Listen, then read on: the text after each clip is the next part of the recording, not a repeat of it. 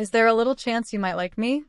At first, he didn't seem to get the question and looked at me as if I asked it completely out of the blue, and indeed I did it.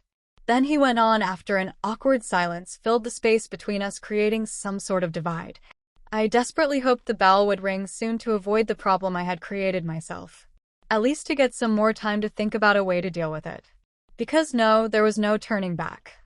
The atmosphere was as tense as a violin string. Why are you asking this? He slowly said cautiously. He got me deeply astonished with those words. My knees seemed near to cede, as if the control of them didn't belong to me anymore, or as if they had suddenly melted. Sorry, don't think about it. I don't even know why I asked it, I nervously spoke after having a short hysteric giggle. But you asked it, he remarked. He didn't let go as I expected. Aw crap. I was distracted. Don't think about it, I said in a firmer way, due to my will of avoiding any kind of refuse. I was convinced I'd be refused by him. There was no need to make a comparison between me, an average third year in the Karasuno High, and Kyoko, the goddess. Still, I couldn't send away the thought of the words he had said the night before. You are the great goddess. But I was sure he had been mocking me, even though he wasn't laughing.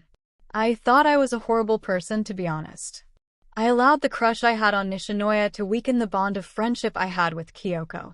We girls used to be good friends, even though I always felt some distance between us. I always felt inferior. And this was no good. Envy is a bad feeling. But you as a human, how can you avoid it? I've always lived to make myself grow better and overcome my limits to become the best. But is this right?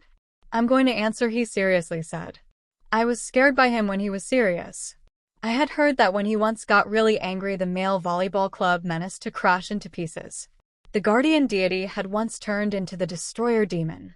Nishinoya. No, I begged. No, listen to me now.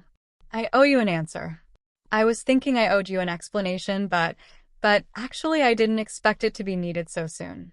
I'm not ready to do this, but I have to. His words were like ties that bind. The tension was taking possession of every single muscular fiber in my body. I wouldn't be able to run away even if I wanted to. Words are one of the most powerful weapons in the world. I feel confused lately, he began. I really am confused. I thought I liked Kyoko-san, and this is actually the reason why I wanted to do the exam. I admit that the prestigious volleyball club partially was an excuse. But then, at this point, I felt like a sharp knife had pierced my heart. It was pounding and bleeding. I could feel it burn. I was on the verge of tears. The destroyer demon had shown a quieter way to make things fall apart. Suddenly, the bell rang. I simply spoke, trying to hold back the tears in my eyes and avoiding to look at him. But I'm not finished yet. He tried to hold me by my wrist, but I avoided his grasp and almost ran in the classroom. I was broken to find that, in the end, Vladimir was right. That evening, I went back to the ramen place Nishinoya had taken me to on our date. I was alone. When Ryu saw me, he guessed that something was wrong. But well, I suppose everyone would have guessed it by my reddish eyes. I ate my ramen slowly and a bit reluctantly, even though it was delicious. But the truth is, even the best ramen tastes worse without Nishinoya. I waited for all the customers to go away till the closing time, and then I wept tightly wrapped into my best bro's arms, while he patted my head with no idea of what to do. But well, I guess that's what good friends are for. A week later, I had been avoiding Nishinoya since my confession. I had never been so much hurt by being refused. I have to admit it. That conversation still was swinging in my mind, repeating itself over and over. The more I tried not to think about it, the more I thought about it, of course.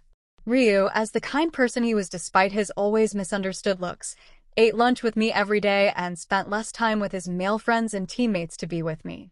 Today I still think that if Ryunoshik Tanaka didn't exist, someone should have invented him. Named Chan, he spoke exactly 1 week after I last talked to Noya. Did you know the results of the exam are out? I had an apathetic look at his face, even though the food in my stomach had suddenly started stirring.